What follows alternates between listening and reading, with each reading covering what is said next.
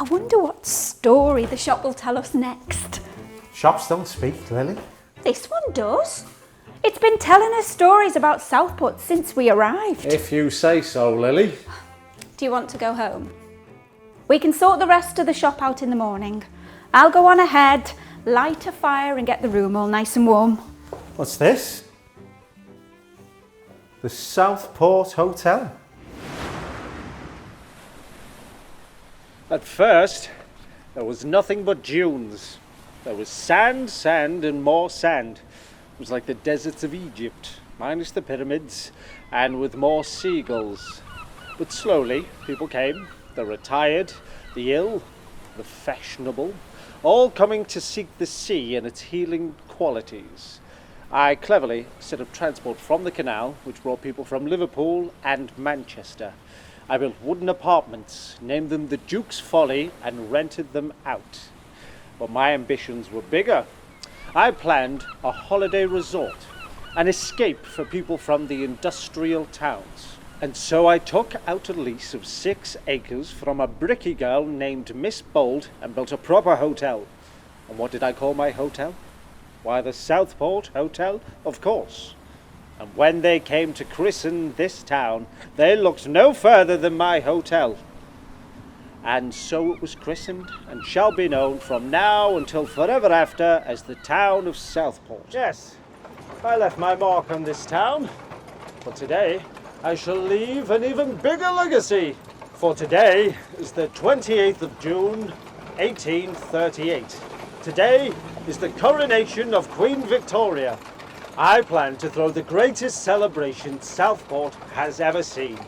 There will be fireworks aplenty that will fill the sky and the sea.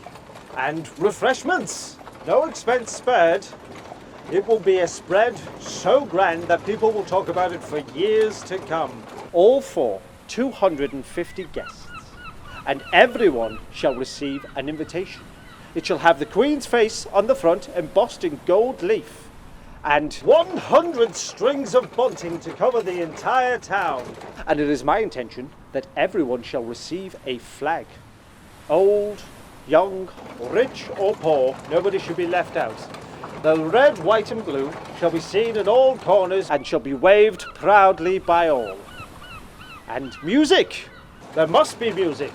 A brass band, of course. I have a group in mind. They play in my hotel. Yes. They will have the town on their feet. The streets will be alive with dancing. It will be a nanty-narking at its finest. And I shall end proceedings with a tune on my violin. Yes, I'll tune the old dog, and I'll stand on the town hall steps, and as the town goes quiet, I shall play. Yes! It will be the greatest celebration by the greatest Duke. I should probably get moving. There is lots to do and not a lot of time. Yes, what a lovely day it will be. I wouldn't be surprised if they gave me a plaque of some sort to celebrate my contribution to Southport. Yes. What a grand way to celebrate the coronation. A grand idea. He seems a man with a lot of good ideas. A man with a plan. But perhaps he couldn't have organised a party with such short notice. Maybe you're right. He was known as the Mad Duke after all. But those were his plans, his ideas.